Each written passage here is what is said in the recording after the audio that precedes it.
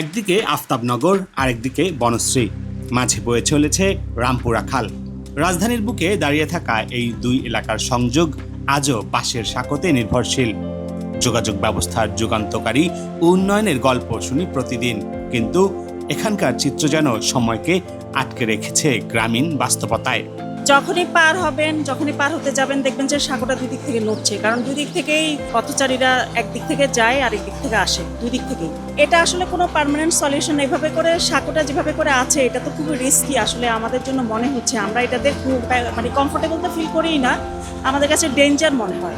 গত কয়েকদিন ধরে যে এইচএসসি শিক্ষার্থীরা যারা যাচ্ছে, এখানে কয়েকটি প্রতিষ্ঠান আছে, এপারেও আছে, তো দেখলাম যে প্রচুর জাম হয়। মিনিমাম অন্তত ওই পার থেকে এই পার আসতে অন্তত 3 মিনিট সময় লাগে। 2025 সালেও রাজধানীর মানুষ এই সাঁকো দিয়েই পার হচ্ছেন। প্রতিদিন হাজার হাজার মানুষ এই ঝুঁকিপূর্ণ পারাপারে বাধ্য হচ্ছেন। এলাকাবাসী বলছেন, কারো যেন কিছু যায় আসে না। হঠাৎ বৃষ্টি হলে সাঁকো পিচ্ছিল হয়ে পড়ে, অনেক সময় মানুষ পড়ে যায়, চোট পায়, তাতেও যেন কোনো চিন্তা নেই কর্তা ব্যক্তিদের। প্রায় 50-60 হাজার লোক প্রতিদিন এখান দিয়ে পার হয়। এরকম 3টা সাঁকো আফতাবনগর এবং বনশ্রীর মধ্যে সংযোগ করার জন্য দেওয়া হয়েছে।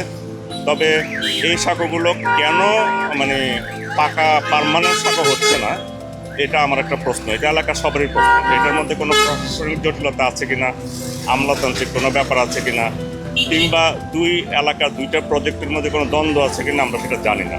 কিন্তু এটা সলিউশন হওয়া দরকার। সাঁকো মাঝে মাঝে নড়ে, আবার এদিকে ময়লা গন্ধ বাইরে হয় নিচের থেকে, এরকম আরো অনেক প্রবলেম হয়। যে একটা বেলি ব্রিজ হলে ভালো হইতো। এখানে বেশি মানুষ উঠলে একদম তখন এমনি এমনি নড়ে, আর এটা কয়েকদিন বছর পরপরই ঠিক করা হয়। বর্তমানে রামপুরা খালের ওপর রয়েছে 3টি বাঁশের উঁচু সাঁকো, প্রতিটি এলাকাবাসীর নিজ উদ্যোগেই তৈরি, কিন্তু দীর্ঘদিনেও এর স্থায়ী কোনো সমাধান আসেনি। বাসিন্দাদের অভিযোগ, কোনো অদৃশ্য কারণে এসব সাঁকো ব্রিজে রূপান্তরিত হচ্ছে না। ভোগান্তি বাড়লেও যেন নেই কোনো পদক্ষেপ। দুর্ভোগ দূর করার জন্য এটার একটা পার্মানেন্ট সলিউশন দরকার। এই সাঁকোটাকে সেভাবে করে আপনার একটা পার্মানেন্ট সেভাবে করে একটা করলে পরে আমরা যাতায়াতে আর এই ভোগান্তিটা আমাদের হবে না, বা আমরা মনে করবো যে নিজেদেরকে নিরাপদ। সেভাবে করে আমি মনে করি যে সাঁকোটাকে প্রস্তুত করা যাবে।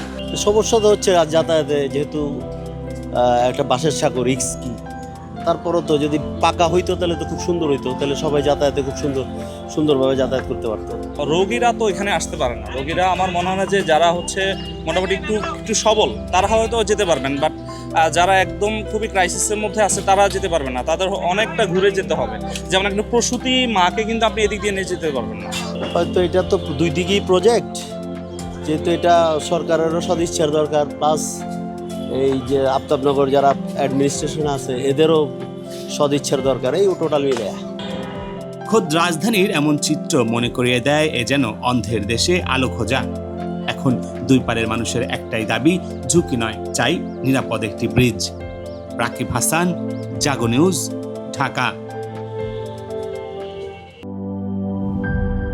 সিল্কোর সিল্ক অ্যান্ড শাইন, যাতে আছে আর্গান অয়েল ও ওট প্রোটিনের গুডনেস, যা আপনার চুলকে রাখে হেলদি অ্যান্ড শাইনিং।